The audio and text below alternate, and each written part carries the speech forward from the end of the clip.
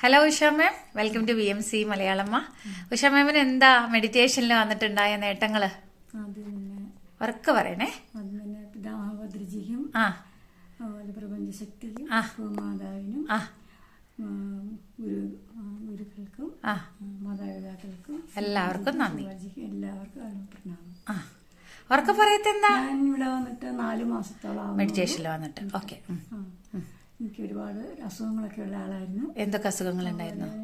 Stroke ഉണ്ടായിട്ടുണ്ട്, block ഉണ്ടായിട്ടുണ്ട്, അതുപോലെ ഷോൾഡർ പെയിൻ ഉണ്ട്, അങ്ങനെയൊക്കെ ഉണ്ടായിരുന്നു. 4 വർഷത്തോളം മരുന്ന് കഴിച്ചുകൊണ്ടൊക്കെ ഇരുന്നു. അതുപോലെ ഒരുപാട് ബുദ്ധിമുട്ടുകളൊക്കെ ഉണ്ടായിരുന്നു. ഇപ്പൊ മാറ്റമുണ്ടോ? ഒരുപാട് മാറ്റങ്ങളുണ്ട്. എത്ര നേരം ചെയ്യും ധ്യാനം?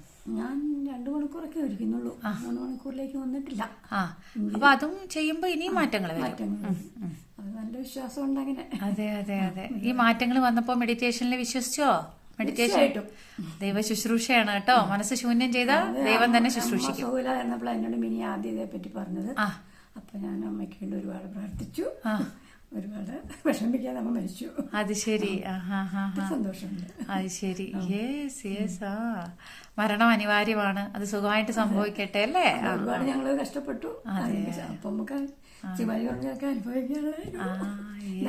ധൈര്യം അല്ലേ? അതെ. പിന്നെ നമ്മൾ അനുഭവിക്കാൻ ധൈര്യം കിട്ടുന്നത്, അതിനെ നേരിടാൻ ധൈര്യം കിട്ടുന്നത് ശക്തിയുള്ളവർക്കാണ്. പിന്നെ അതിനെ കുറിച്ച് അറിയാത്തവർക്ക് കുറെ അനുഭവങ്ങൾ വേദനാജനകമായിട്ടുണ്ടാവും. അതും കർമ്മ പ്രക്ഷാളനയാണ്. ഞാനും 2 മക്കളും ഉള്ളൂ. ഭർത്താവ് വേറെയാണ്. ഒത്തിരി കഷ്ടപ്പെട്ടു.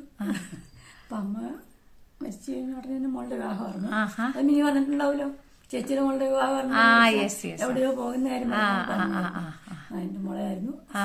ഓക്കെ. ഇപ്പൊ മെഡിറ്റേഷനിലൊക്കെ വന്നപ്പോ എല്ലാം മനസ്സിലായോ? എല്ലാത്തിന്റെയും കാര്യകാരണങ്ങളൊക്കെ മനസ്സിലായോ? നമ്മൾ കൊടുത്തതാണ് നമ്മൾക്ക് കിട്ടുന്നത്. നമ്മൾ അനുഭവിക്കുന്ന എല്ലാം നമ്മൾ അനുഭവിക്കേണ്ടത് തന്നെയാണ്. മെഡിറ്റേഷൻ വന്നപ്പോ അതൊക്കെ അനുഭവിക്കാനുള്ള ശക്തി സ്ഥിതിയൊക്കെ കിട്ടിയില്ലേ? തിരിച്ചറിവുകള് വീഡിയോസിൽ നിന്ന് കേട്ടില്ലേ? അപ്പൊ സന്തോഷല്ലേ മാഡം? ഇനി നമുക്ക് വിഷമമുണ്ടോ? കഷ്ടപ്പാടുകളൊക്കെ നമ്മൾ കൊടുക്കുന്നതല്ലേ അല്ലേ? വേറെ ആരുടെയും കഷ്ടം നമ്മൾ അനുഭവിക്കുന്നില്ല. അതാ പറയണത്. കഷ്ടം ഇഷ്ടത്തോടെ നമ്മൾ നേരിടുക. 15 വർഷത്തോളം വാടകയ്ക്ക് താമസിച്ചു. ശേഷം ഇപ്പൊ ചെറിയ വീട് വാങ്ങിയത്. നല്ല കാര്യം. ഞാനാണെങ്കിൽ 25 വർഷമായിട്ട് വാടക വീട്ടില്ല. ഇപ്പോഴല്ലേ വീട് കയറ്റുന്നത്.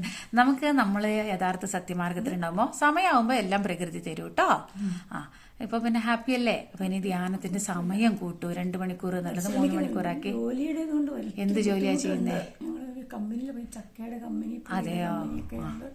ഇപ്പൊ ഒരു കാര്യം ചെയ്യാം. ആ പണി ചെയ്യുമ്പോ അതെ അല്ലെ, ആ പണി ചെയ്യുമ്പോ അനാവശ്യമായിട്ടുള്ള വർത്തമാനം ഒന്നും പറയാതെ ശ്വാസത്തിൽ ശ്രദ്ധിച്ചുകൊണ്ട് ചെയ്യാം. അതെ അല്ലെ?